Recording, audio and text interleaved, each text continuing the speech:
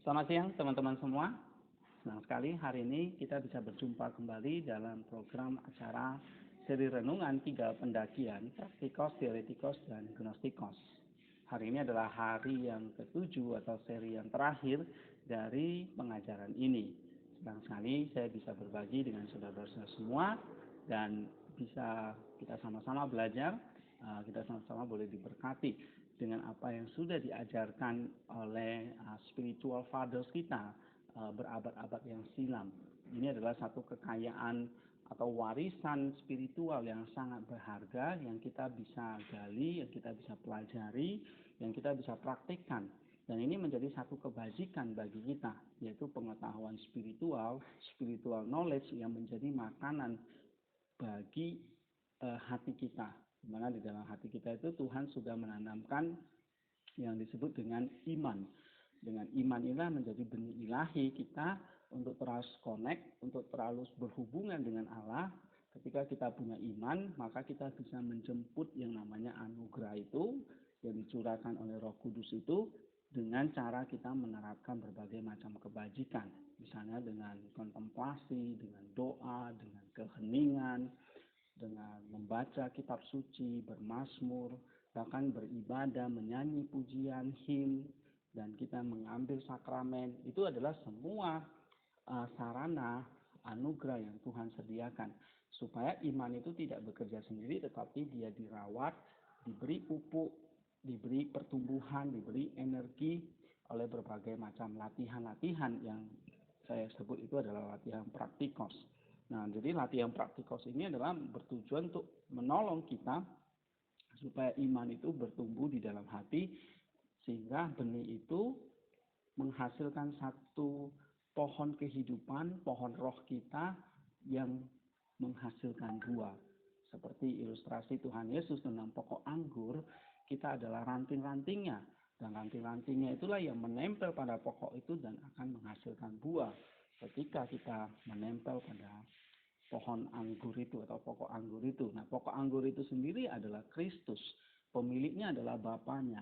Jadi, kita diajarin di sini untuk menempel kepada Kristus, yaitu bersinergi dengan Dia, tetapi kita juga harus menghasilkan buah. Buah itu berasal dari mana? Hasil sinergi kita dengan Kristus melalui Roh Kudus, dengan curahan anugerahnya, energinya kepada kita, sehingga kita baru bisa bertumbuh dan menghasilkan buah.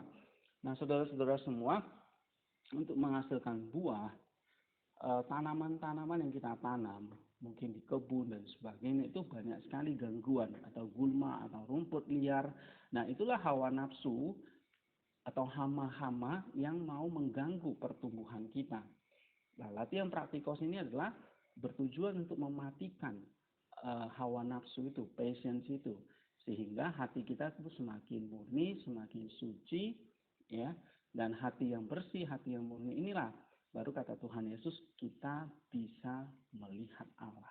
Nah, bisa melihat Allah itu merupakan contemplative life. Jadi active life ini menolong kita untuk membersihkan hati ini dari kekotoran hawa nafsu.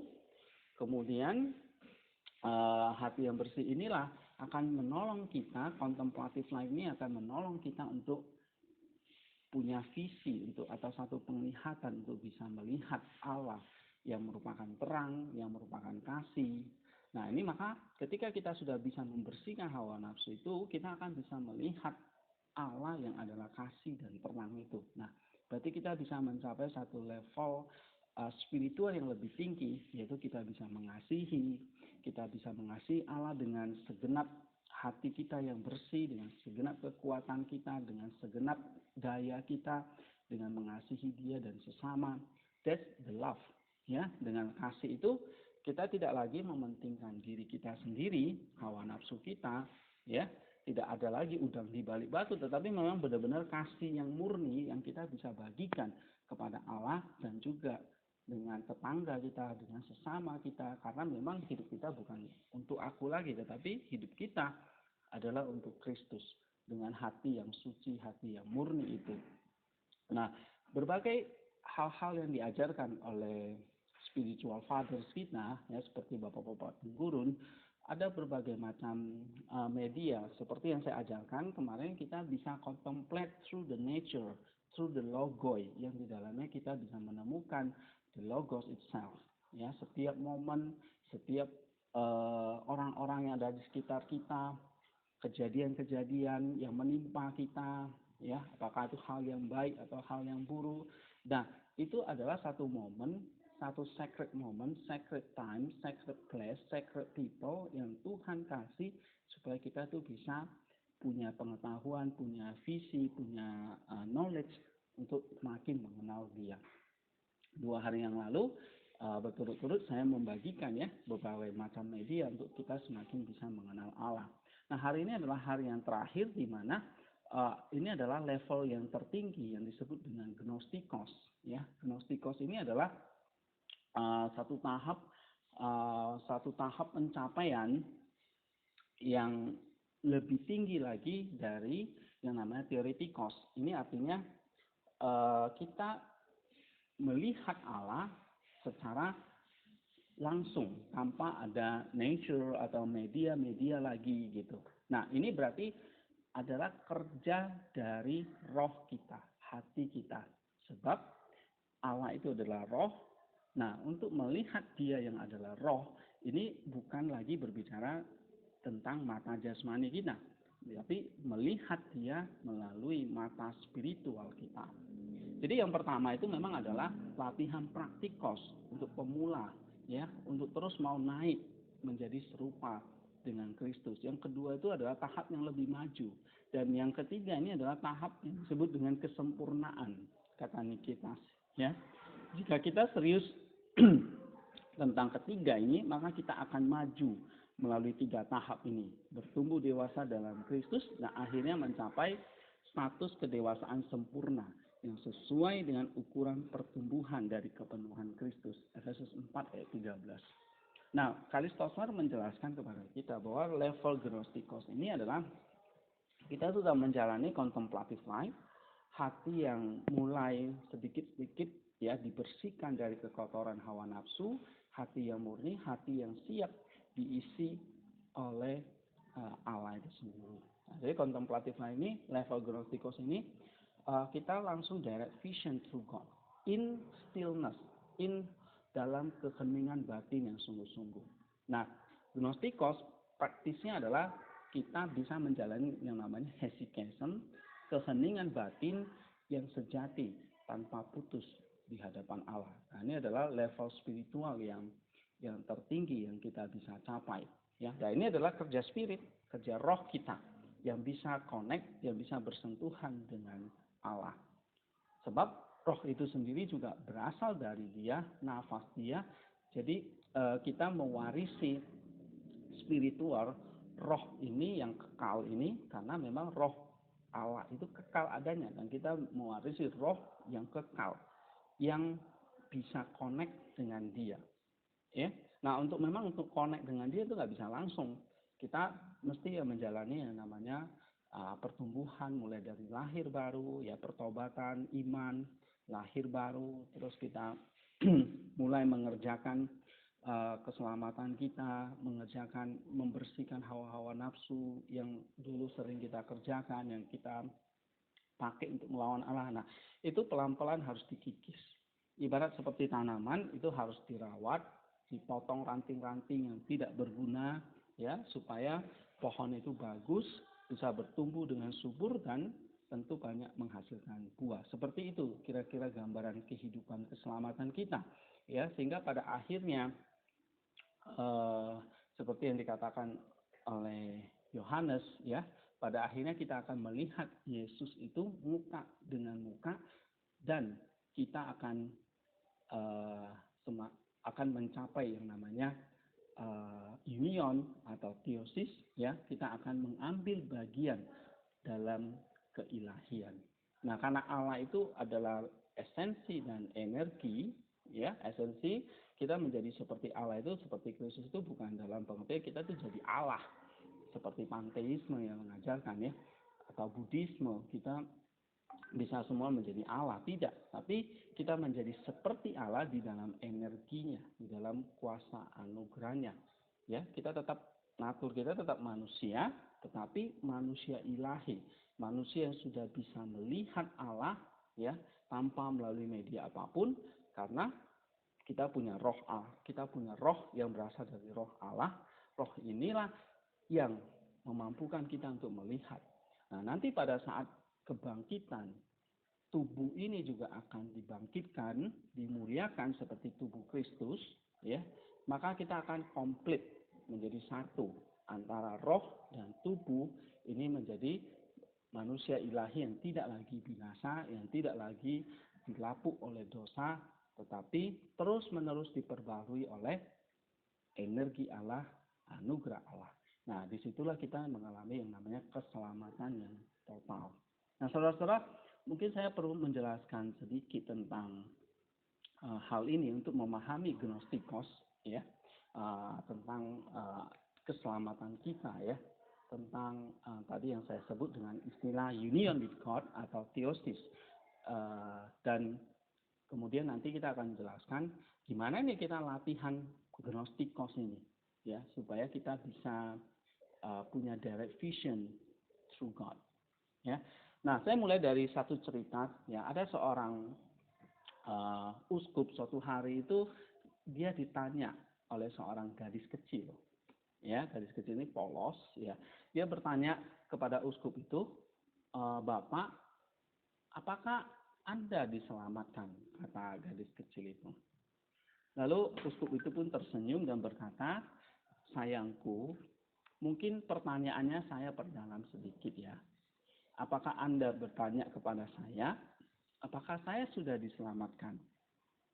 Atau apakah Anda bertanya kepada saya, apakah saya sekarang diselamatkan?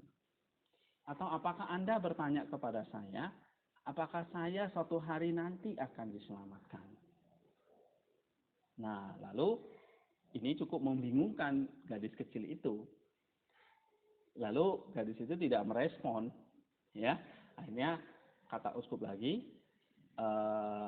sayang, ketiganya itu benar. Saya sudah diselamatkan, saya sedang diselamatkan, dan saya masih akan diselamatkan. Nah, ini jawaban uskup itu kepada gadis kecil itu. Nah, jadi kita lihat ya, keselamatan itu komprehensif. Itu ada hubungannya dengan masa lalu kita. Kita sudah diselamatkan dari dosa dan kematian di saat kita lahir baru melalui baptisan. Ya, kita sudah diselamatkan, dipersatukan di dalam kematian dan kebangkitan Kristus. Sehingga ketika kita dipersatukan dalam karya penebusan Kristus itu, ya kita telah diselamatkan dari apa? Telah diselamatkan dari kematian, dari dosa, dari iblis. Sebab Yesus mati, dikubur, dan bangkit itu untuk mengalahkan dosa, iblis, dan maut. Nah, begitu kita dipersatukan dalam baptisan, maka kita ikut mengalami, ya, berpartisipasi di dalam karya penebusan itu dan kita sudah diselamatkan. Inilah yang disebut dengan justification atau pembenaran oleh iman kita, ya. Dan dibaptis dan percaya, ya, percaya dan dibaptis. Nah, iman kita itulah yang akhirnya menjadi justifikasi, kita dibenarkan di hadapan Allah. Nah, tapi keselamatan itu juga bukan hanya berhubungan dengan masa lampau, tetapi berhubungan dengan saat sekarang. Saat sekarang ini kita sedang diselamatkan. Nah, ini artinya keselamatan itu bukan hanya soal justifikasi, soal status kita sudah dibenarkan atau soal status kita sudah di-justified by God, ya. Tetapi ini bukan hanya status, tapi ini soal kehidupan yang real, soal kehidupan yang sedang berlangsung ini, yang sekarang sedang terjadi kepada dia, kepada kita. Nah, ini berarti keselamatan bukan hanya bicara masalah status, ini berbicara masalah perubahan hidup, berbicara masalah keadaan diri kita, ya, our state, our our body, our mind, our reason, semua, our inner spirit, ya, itu semua juga berbicara. Itulah keselamatan yang sedang terjadi. Nah, seperti yang kita bahas sekarang, ada level-level spiritual yang kita mesti jalani, praktikos, teoretikos, ya, latihan-latihan itu. Nah, itu adalah keselamatan yang sedang kita kerjakan. Nah, apakah Anda diselamatkan? Iya, saya sudah diselamatkan. Apakah Anda sedang diselamatkan? Iya, sekarang saya sedang diselamatkan. Nah, inilah yang berkaitan dengan perjalanan dan pertumbuhan kita sehari-hari di dalam Kristus dan Roh Kudus. Ya, jadi sekali lagi ini bukan hanya perubahan status kita jadi orang salah menjadi orang benar, tetapi apakah kita menghidupi kebenaran, pembenaran yang Tuhan sudah berikan kepada kita. Inilah yang kita sebut dengan yang namanya purification, pengudusan atau penyucian, pemurnian kita dari segala macam dosa. Ya, sehingga kita bisa semakin serupa dengan Kristus. Nah, keselamatan itu harus terjadi juga bukan hanya sekarang, nanti pada saat kemuliaan terakhir kita di dalam Kristus. Ya. Nah, berarti ada keselamatan yang akan kita alami di saat Kristus datang yang kali kedua. Ini yang dikatakan oleh Rasul Paulus. Ketika Kristus yang adalah hidup kita muncul, maka kamu akan juga muncul bersama dengan Dia dalam kemuliaan. Kolose 3 ayat 4. Ini disebut pemulihan, pengilahian. Jadi keselamatan adalah lahir baru, lalu terjadi pengudusan, baru yang terakhir terjadi pemuliaan atau pengilahian. Atau yang tadi saya katakan teosis. Kita diubah menjadi serupa dengan Kristus ya di saat kebangkitan kita. Roh kita, tubuh kita, semua dimuliakan seperti Kristus. Kenapa? Karena Kristus itu adalah blueprint dari setiap manusia. Dia menjadi cetakan, jadi pola, jadi contoh bahwa Kristus adalah manusia yang sempurna dan kita punya Dia. Ya. Nah, kalau kita ingat dalam Kejadian pasal 1, manusia dicipta menurut gambar dan rupa Allah. Nah, ternyata di dalam Perjanjian Baru kita jelas gambar dan rupa Allah itu adalah blueprint, cetakan yang adalah Kristus itu sendiri. Ya, dalam Filipi pasal 2 ayat 8, di dalam Kolose 1 ayat 15 dikatakan Kristus adalah gambar dan rupa Allah itu sendiri. Sehingga di dalam Tritunggal ini dia adalah oknum kedua yang bisa berinkarnasi karena dia adalah gambar dan rupa Allah itu sendiri. Ya. Dan ketika dia berinkarnasi, dia jadi manusia, dia adalah manusia yang sempurna. Nah, jadi sebelum Allah menciptakan manusia itu sudah ada blueprintnya, yaitu gambar dan rupa Allah itu. Jadi tidak mendadak gitu. Sama seperti kita ingin membuat sebuah baju ya. Kan kita tidak langsung ada dalam pikiran itu langsung jahit gitu ya. Tetapi kain itu kan kita membuat pola dulu. Setelah dibuat pola, diukur, polanya jadi, baru kita jahit, jadilah baju. Nah, saudara, Tuhan menciptakan manusia itu seperti itu. Ada polanya, yaitu gambar dan rupa Allah itu sendiri. Nah, gambar dan rupa Allah itu sendiri yang menjadi blueprint, pola, cetakan kita, yaitu manusia. Nah, sehingga manusia diciptakan menurut pola itu. Nah, akhirnya pola itulah yang menjadi blueprint kita, keselamatan kita, kesempurnaan kita, yaitu Kristus itu sendiri. Sebab dia adalah gambar dan rupa Allah. Nah, ada satu pertanyaan yang menarik ya. Misalnya jika seandainya Kristus itu Adam dan Hawa itu tidak jatuh di dalam dosa, apakah apakah Kristus akan datang berinkarnasi menyelamatkan kita? Ya. Nah, pengajaran bahwa gereja mengajarkan bahwa kedatangan Kristus, inkarnasi Kristus itu adalah necessity. Jadi tidak bergantung kepada Adam atau Hawa berdosa atau tidak. Tapi dia datang adalah memang untuk menyempurnakan manusia. Supaya manusia itu punya contoh ini loh manusia yang sempurna. Jadi inkarnasi Kristus itu sekali lagi bukan dipandang hanya untuk penebusan dosa. Iya, karena ada dosa, maka dosa itu harus ditebus, dibeli kembali. Ya, tetapi lebih dari itu adalah kasih, menyelamatkan manusia supaya manusia itu punya satu gambar, model, teladan, ini loh manusia yang sempurna. Sehingga dengan demikian manusia itu bisa menjadi seperti Kristus.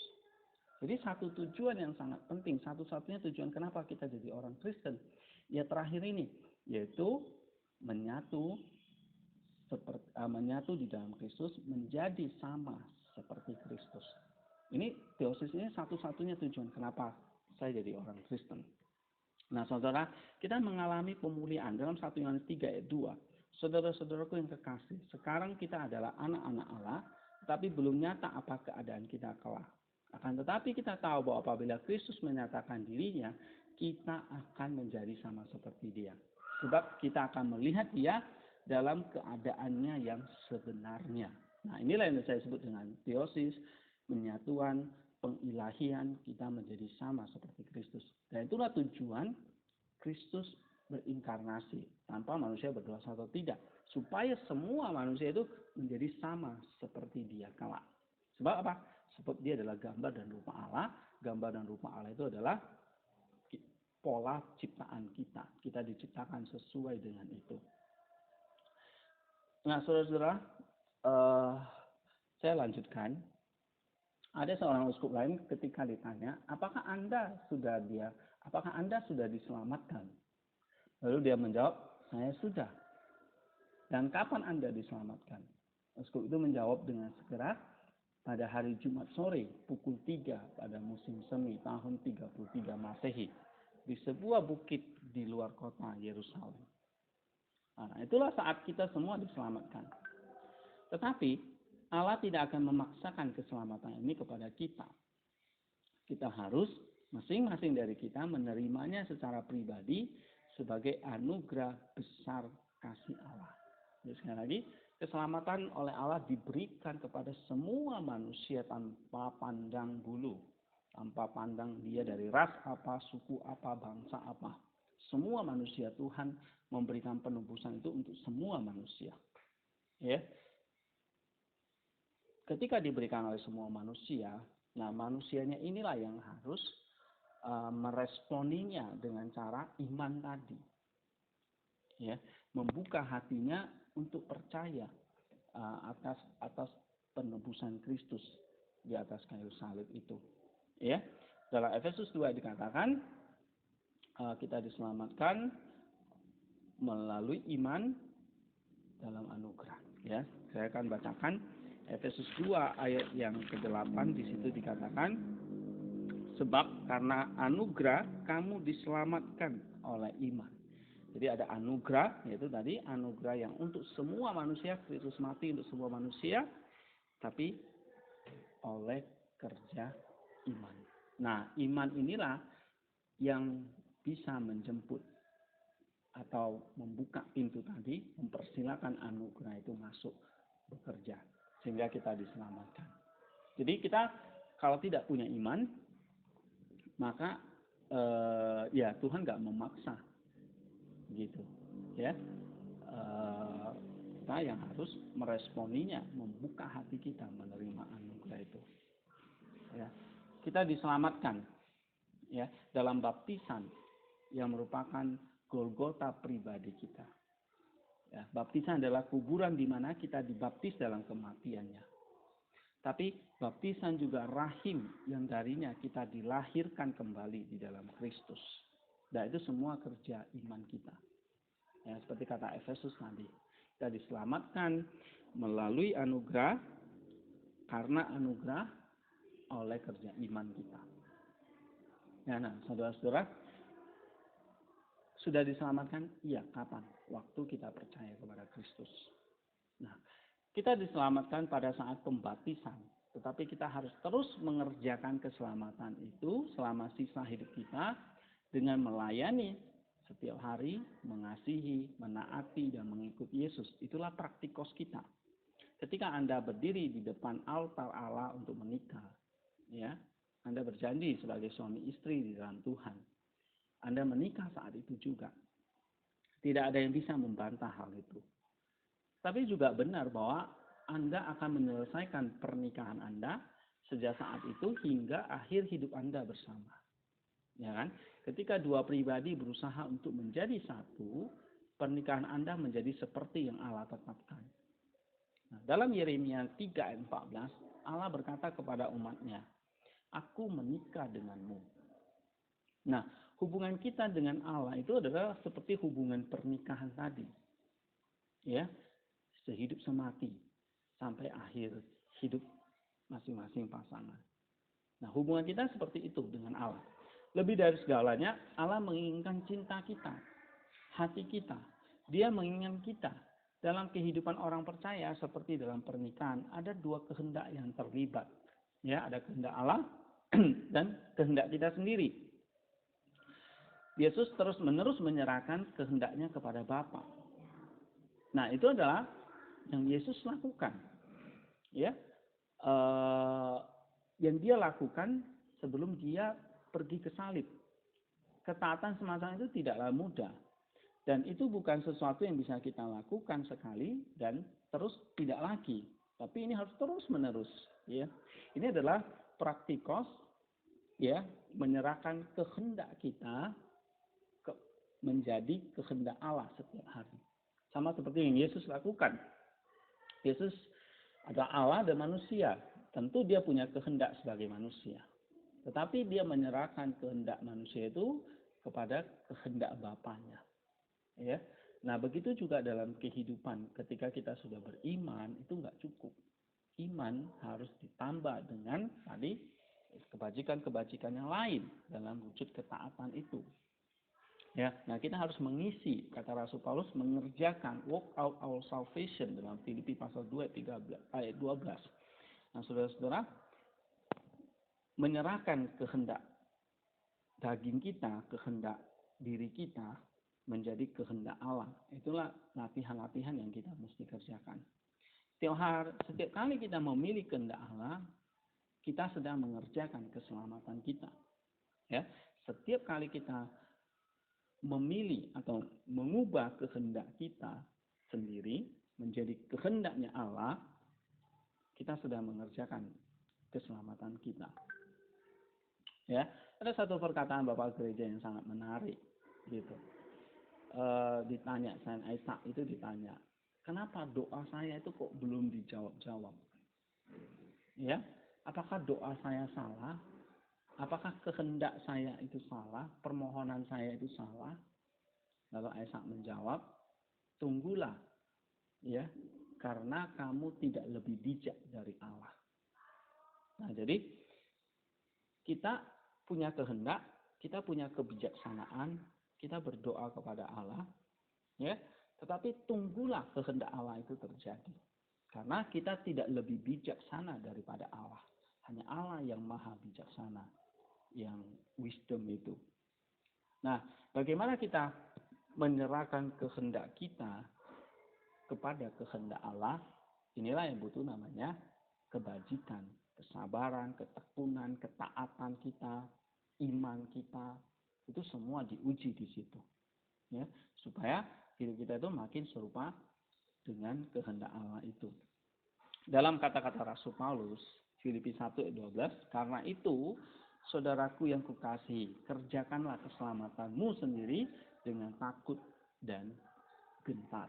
Ya, sesuatu ketika kita sudah dibaptis, kita lahir baru, kita selamat. Nah, sekarang waktunya kita mengerjakan keselamatan itu sampai nanti keselamatan akhir itu benar-benar dinyatakan oleh Kristus di saat hari penghakiman, hari Kristus itu dinyatakan. Teman-teman, kita lanjutkan lagi.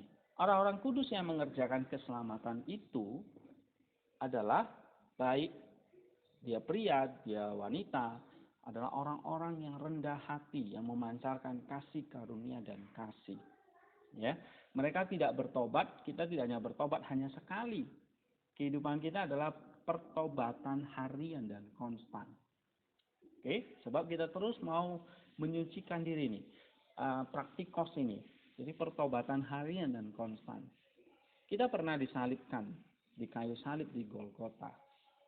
Tapi kita juga diselamatkan setiap hari dengan menaklukkan kehendak kita menjadi kehendaknya Tuhan, kehendaknya Yesus.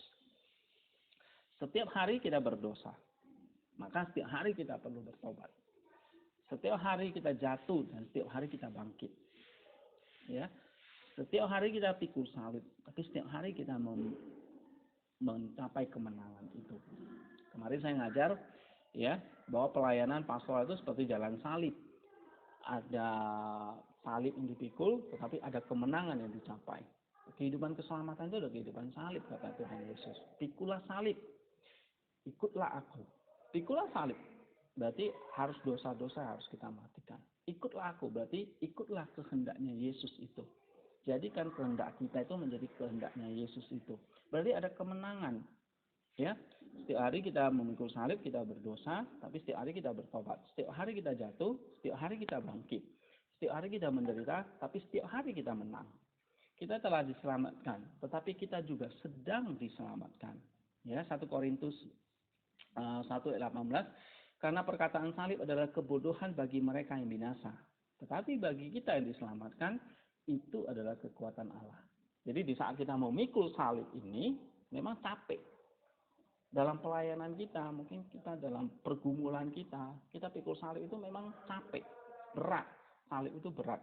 Tetapi salib itu adalah kekuatan Allah. Nah, waktu kita mau serius menanggalkan dosa ini, nafsu-nafsu kita ini, hal-hal yang jahat yang masih ada dalam diri kita itu, ya, salib yang kita pikul itu memang capek, sulit, tidak enak. Kita tidak enak keluar dari comfort zone kita, zona nyaman kita.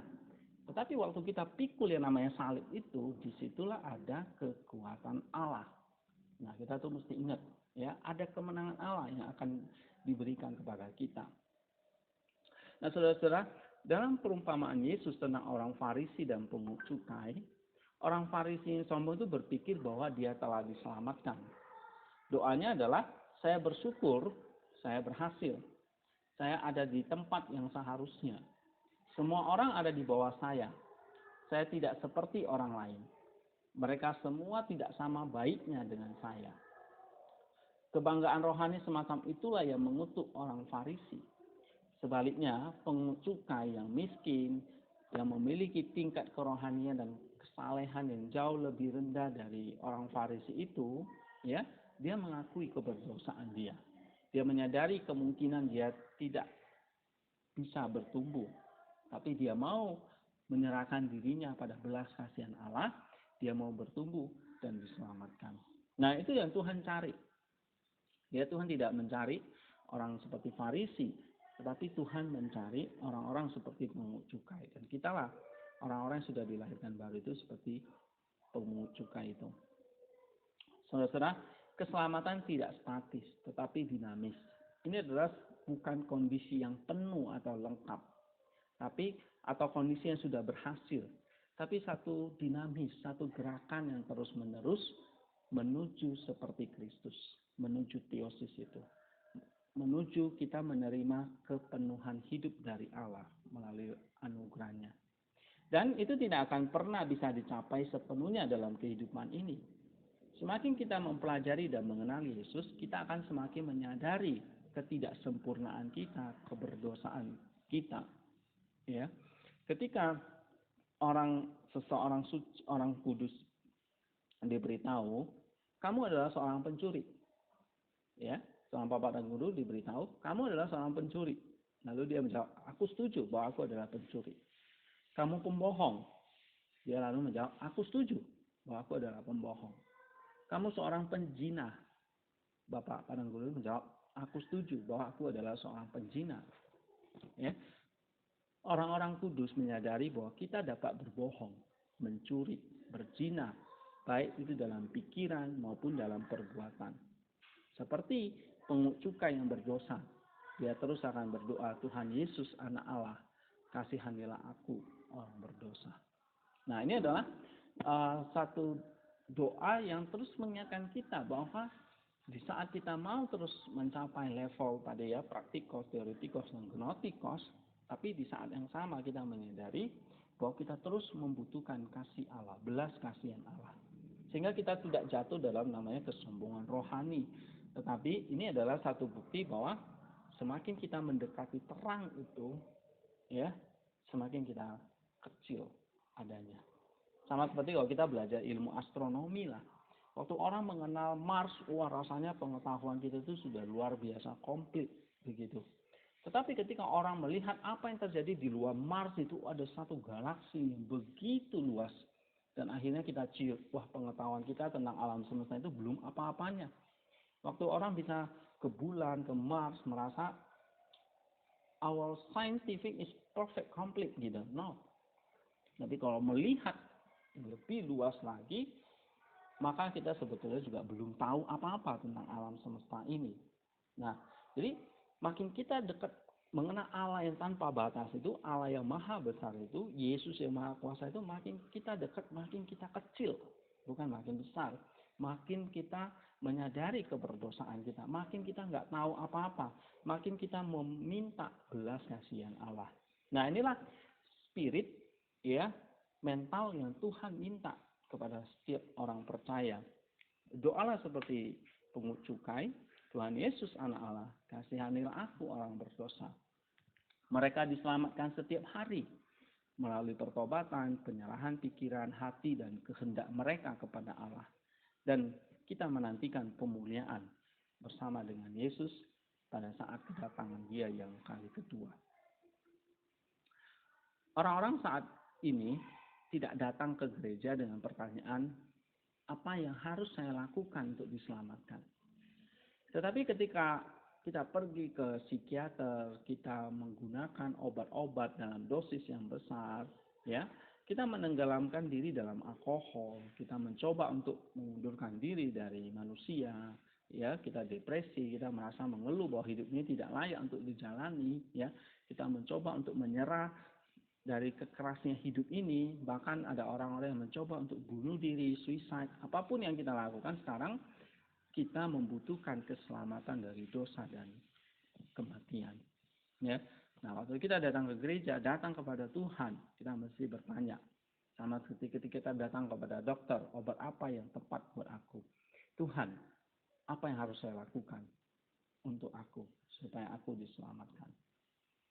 Keselamatan yang kita cari tidak ditemukan dalam pendidikan, karir, politik, jabatan, harta, ya.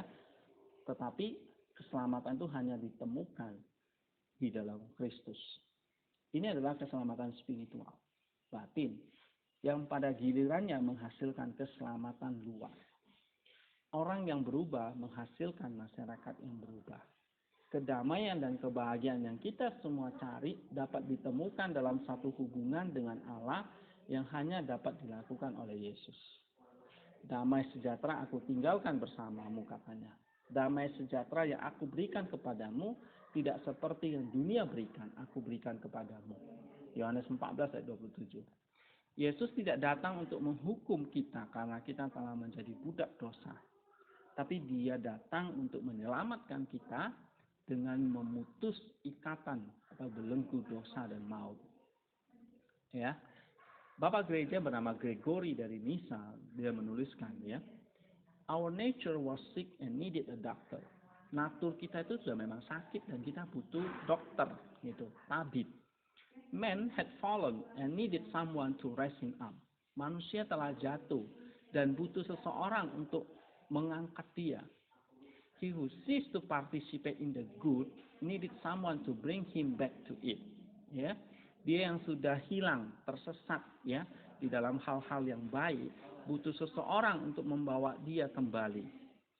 Dia, he who was sat in the darkness needed the presence of life. Dia yang sudah jatuh di dalam kegelapan membutuhkan kehadiran hidup, ya, yang hidup. The prisoner was looking for someone to ransom him. Seorang yang terbelenggu membutuhkan seseorang yang perlu menebus dia, membebaskan dia, menjamin dia. The captive for someone to take his part. Ya, orang yang ditangkap, dibelenggu membutuhkan pembebasan ini. Dia yang ada di bawah the yoke of slavery, ya, kuk, budak, mencari seseorang untuk membebaskan dia. Dan itu semua sudah dikerjakan oleh Kristus ketika dia melayani di dunia ini. Kita lanjutkan lagi. Ada seorang ilmuwan besar pernah bertanya, alam semesta yang liar mungkin bisa dijinakkan. Tetapi dunia batin manusia dengan ketidaktahuan, dengan prasangka, kepahitan, ketidakstabilan, gairah, dosa, nafsu tadi ya. Siapa yang bisa menjinakkan itu? Ya. Bertahun-tahun sebelum ilmuwan ini ada seorang bapak gereja ya, bapak padang gurun yang luar biasa mengajukan pertanyaan yang sama dengan cara yang berbeda. Aku tidak mengerti apa yang aku perbuat karena aku tidak melakukan apa yang aku inginkan. Ya. Nah, dia mengutip dari Rasul Paulus. Tetapi aku melakukan hal yang sangat aku benci. Jadi bukan aku lagi yang melakukannya, tetapi dosa yang tinggal di dalam aku. Aku orang celaka. Siapa yang akan membebaskan aku dari tubuh maut ini? Syukur kepada Allah melalui Yesus Kristus Tuhan kita. Jadi perkataan Rasul Paulus ini merupakan pergumulan bukan hanya dia, seluruh umat manusia. Ya, seluruh umat manusia membutuhkan Kristus. Sebab apa? Siapa yang bisa membebaskan aku dari tubuh maut ini? Hanya Yesus Kristus. Mengapa dia? Karena dia yang sudah melalui itu. Dia yang sudah menang atas maut itu. Jadi hanya dia yang bisa memberikan kehidupan kepada kita. Ya. Kalau tidak ada orang yang bisa mengalahkan maut, kematian, maka tidak ada pengharapan. Tetapi Kristus memberikan kita pengharapan karena dia sendiri sudah mengalahkan maut itu. Jadi hanya dia satu-satunya yang bisa memberikan kehidupan kepada kita. Ada satu cerita yang menarik ya tentang keselamatan ini. Bertahun-tahun yang lalu ada seorang pengacara muda yang meresikokan dirinya menyelamatkan nyawa seorang pria dari seekor kuda liar yang mencoba menginjaknya.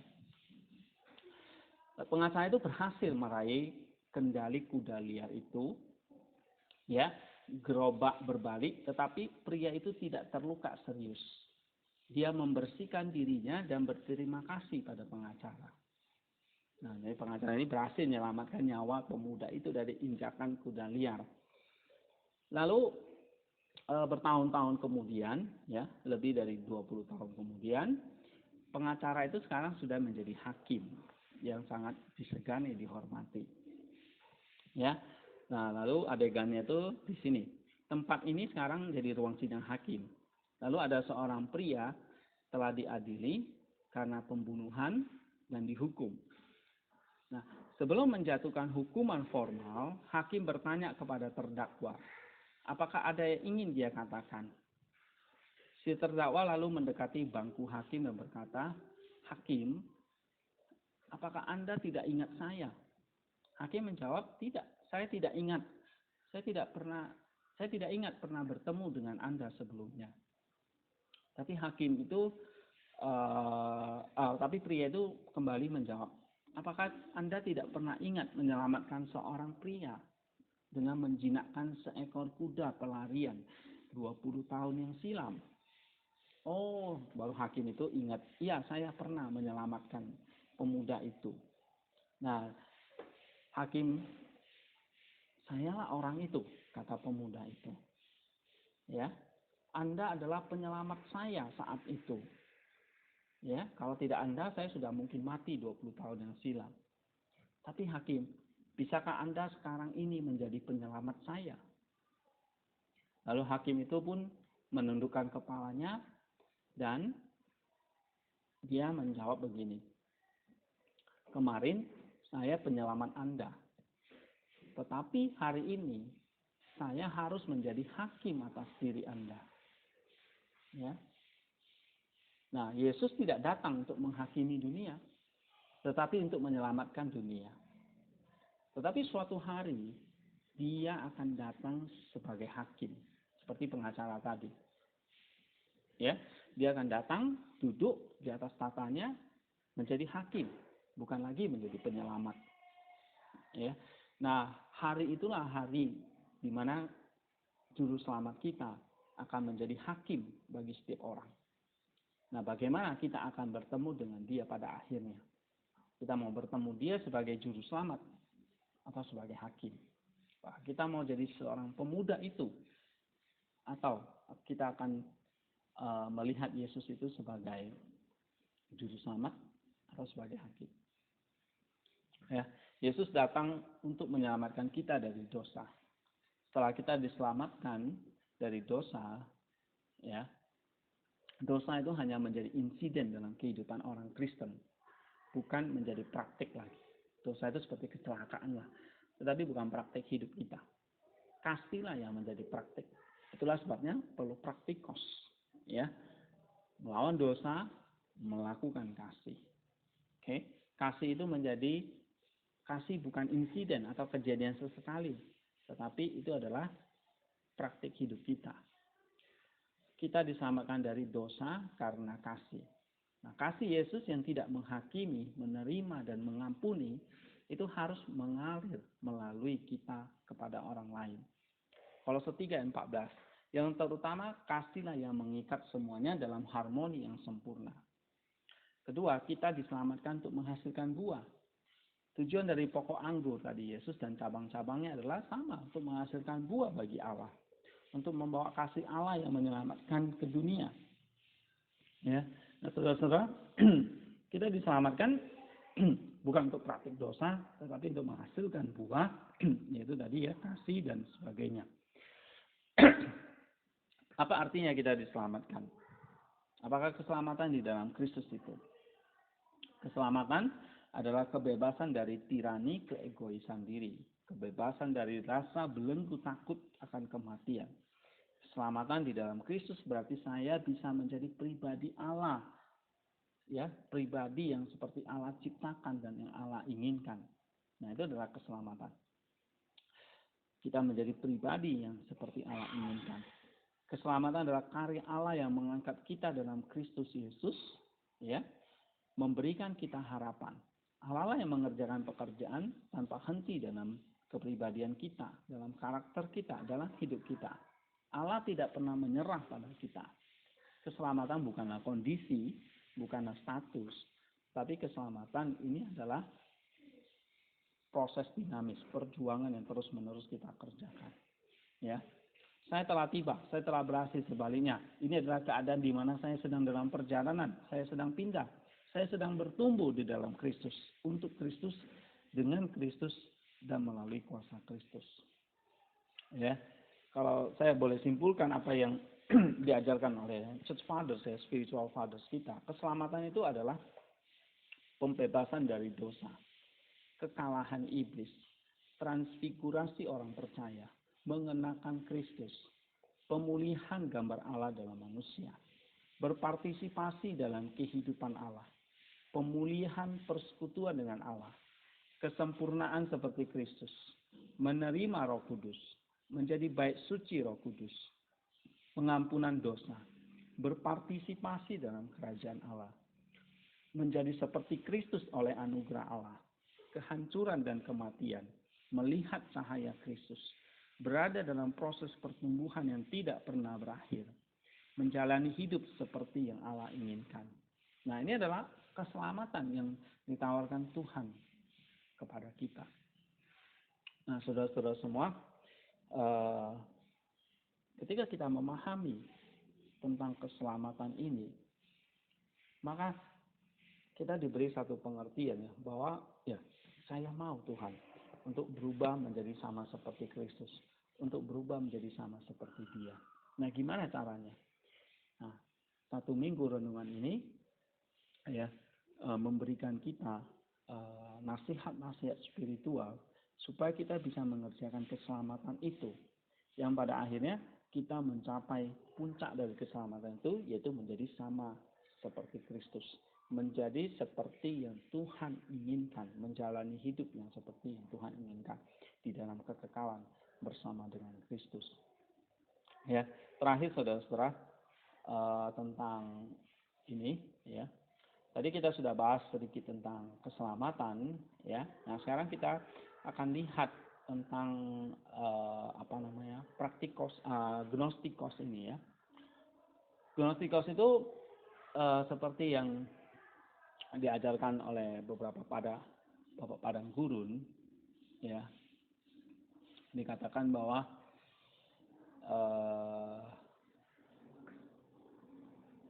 tadi yang dikatakan di awal bahwa gnostikos itu kita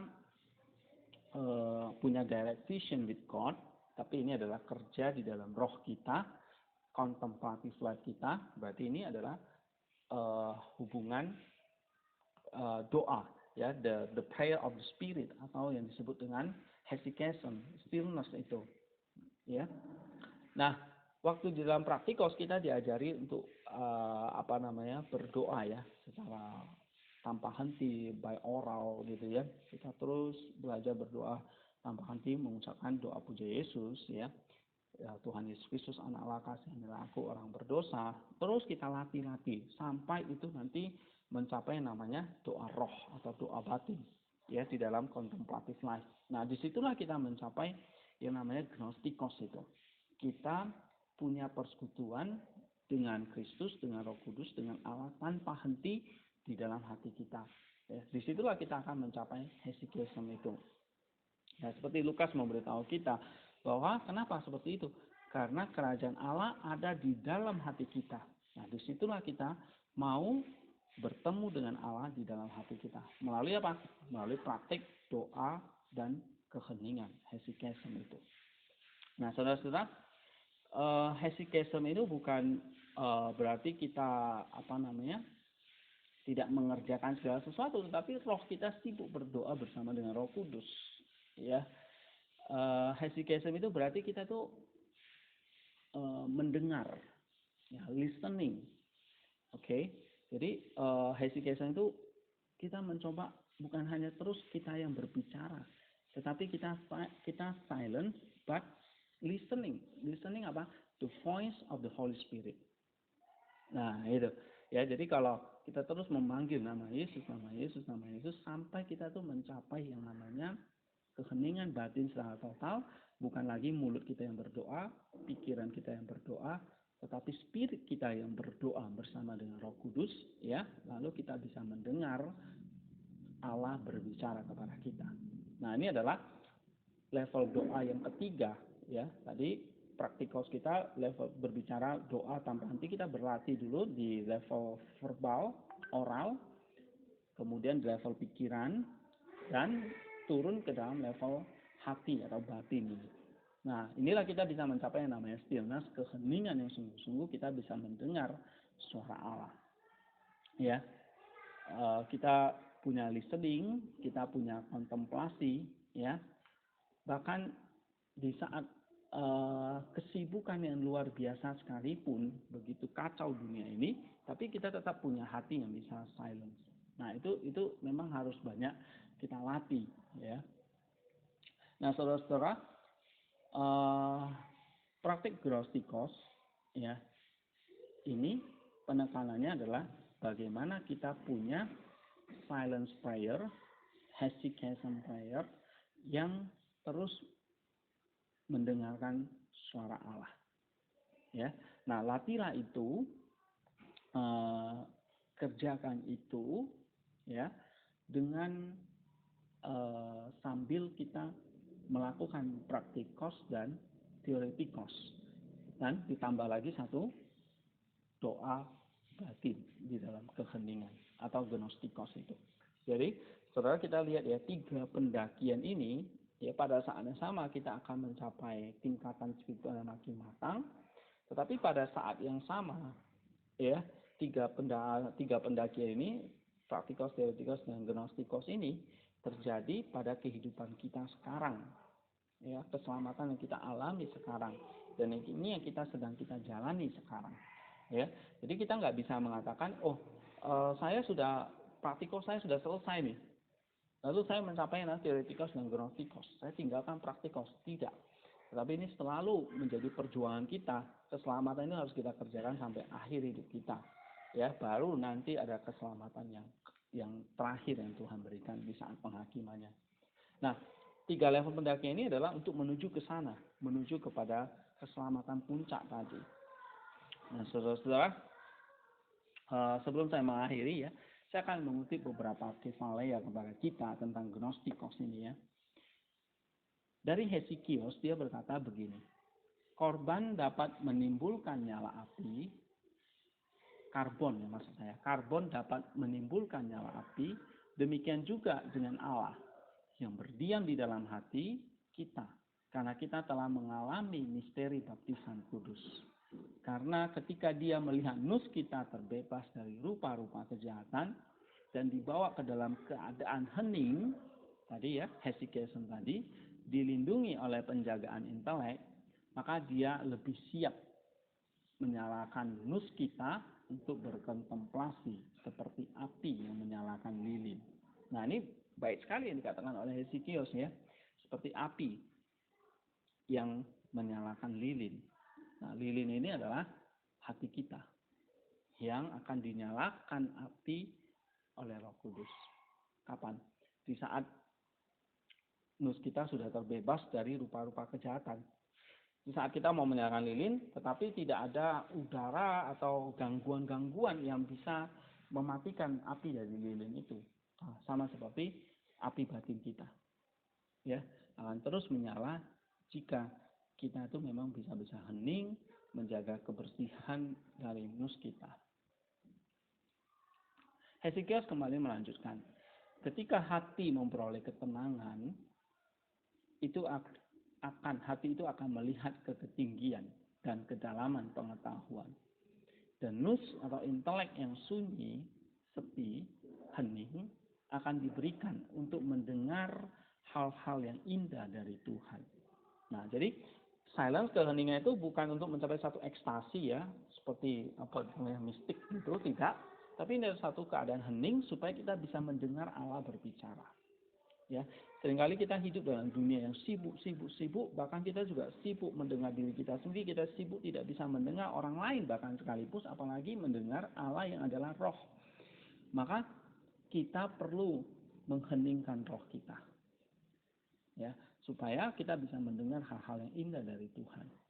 Tapi untuk mengheningkan roh ini, karena roh ini ada di dalam tubuh, kita juga mesti praktikos ini, mengheningkan tubuh kita.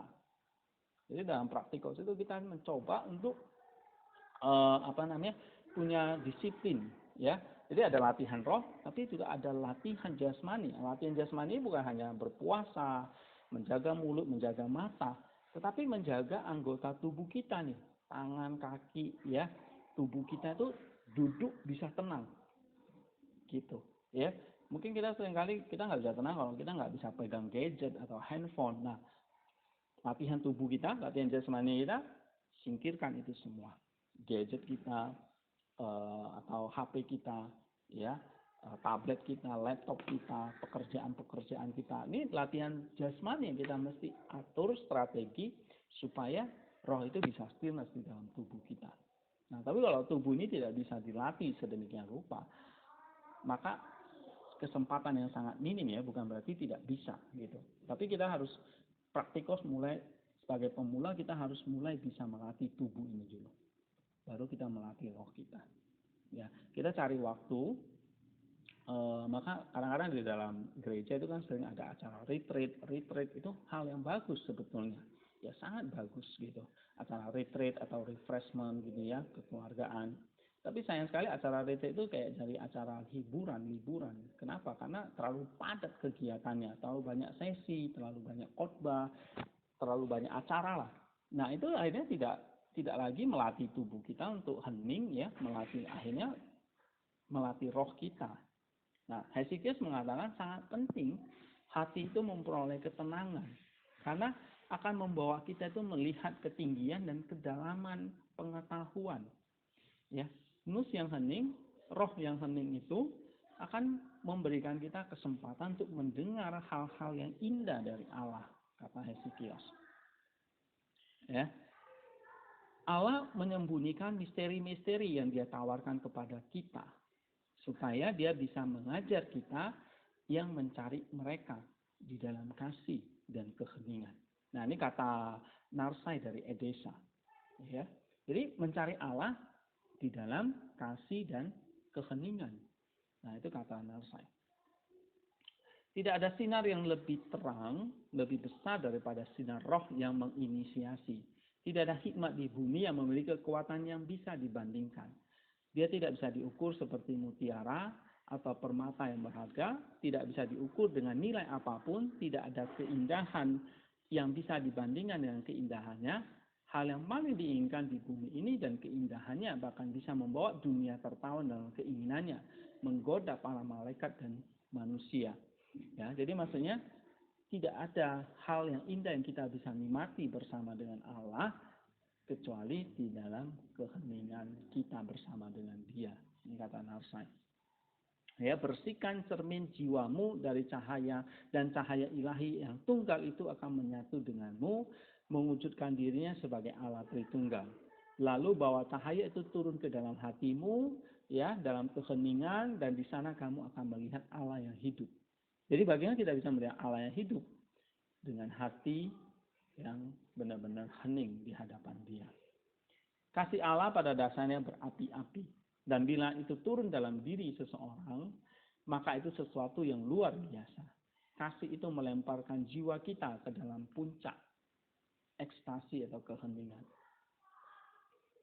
Nah, ini ada satu perkataan yang bagus dari Irenaeus. Ya, terakhir, manusia tidak mungkin bisa melihat Allah, tetapi hal-hal yang mustahil bagi manusia adalah mungkin bagi Allah. Lukas 18:27.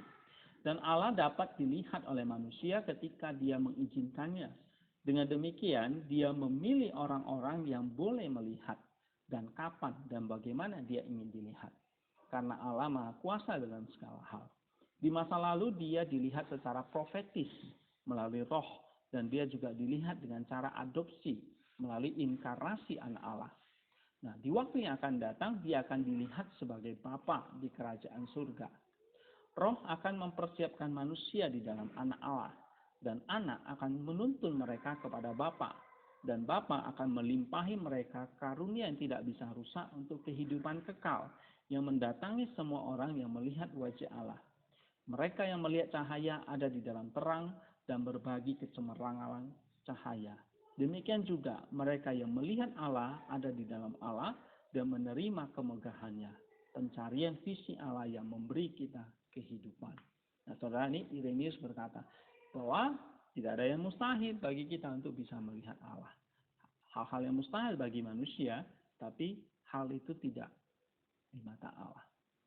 Saudara, sebagai kesimpulan, sebagai penutup dari seri renungan ini adalah saya mengajak kita semua untuk sama-sama dengan tekun, ya, dengan iman yang disertai dengan perbuatan-perbuatan, kebajikan-kebajikan, ya, kita mulai berlatih iman kita, ya, mengerjakan, mengisi keselamatan yang Tuhan sudah berikan kepada kita.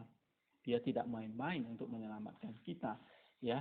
Dia dari surga yang begitu megah mulia itu, dia harus mengosongkan dirinya, berinkarnasi jadi manusia, bahkan menjadi hamba. Di dalam Filipi pasal 2 dikatakan. Lalu dia mengosongkan dirinya, dia harus tumbuh seperti manusia biasa, menunggu 30 tahun, sampai dia menjadi seorang yang dewasa, matang, lalu dia melayani kita, mengajari kita segala sesuatu tentang kerajaan surga, ya. Dan ajaran-ajaran itu tidak hanya dia katakan melalui mulutnya, tetapi ajaran yang dia sampaikan itu dia kerjakan dengan perbuatan nyatanya. Yaitu apa? Dia taat total, dia rela menderita di atas kayu salib, dia mati, dia dikubur, dan dia bangkit untuk memberikan kita kemenangan, keselamatan.